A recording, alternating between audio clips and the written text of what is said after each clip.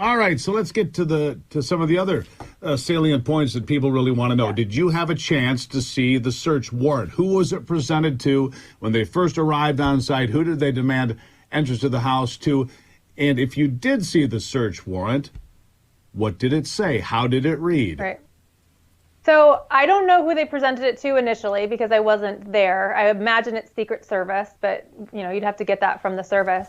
When I arrived and kind of announced myself as the legal representation for President Trump. I asked to see a copy of the warrant. Initially, they refused and said, we don't have to show it to you. And there was a little bit of an exchange about whether it was appropriate to withhold the warrant when you're searching the residence of the former president, who's likely to be the Republican nominee in the next election. So they conceded and let me see it. They did not give me a copy of it right away. But they did let me see it. It was very, I would say, thin.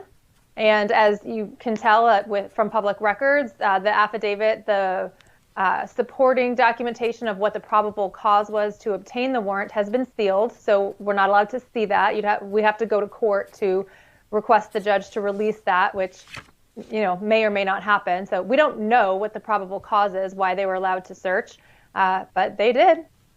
But what were they looking for? Did that give you any indication? Were they looking for documents like we've been led to believe for the Presidential Records Act? Is that really the foundational ask on the warrant was for the Presidential Records Act, which has never been aggressively pursued or prosecuted in this country, not once since 1978 when it was put in place? Is that what they told you? Yes. And yeah, that actually is. They also said that they were looking for classified documents, evidence of a crime as far as classified documents go. So they were looking for both classified information that they think should not have been removed from the White House, as well as presidential records. The irony of both, if you want to call it that, is that it is the president himself who gets to decide what is a presidential record. So why they get to redefine that is unclear, and why they get to search. Why that's even in a warrant, it doesn't really make any sense. And the same thing with any potential classified information, which I don't believe there was any down there. We had done a search of it before and didn't find anything noteworthy.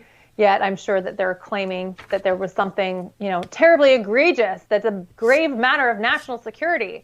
But we'll find out. I find that hard to believe, Christina. Right. So it's the National Archives and Records Administration saying that classified information was taken, but and I know, that it is the president that can declassify anything at any time during his presidency. He doesn't have to make a note. He doesn't even have to notify anybody from what I've read if he says, that's declassified. So the material that he would have, how would you know if it's classified or not?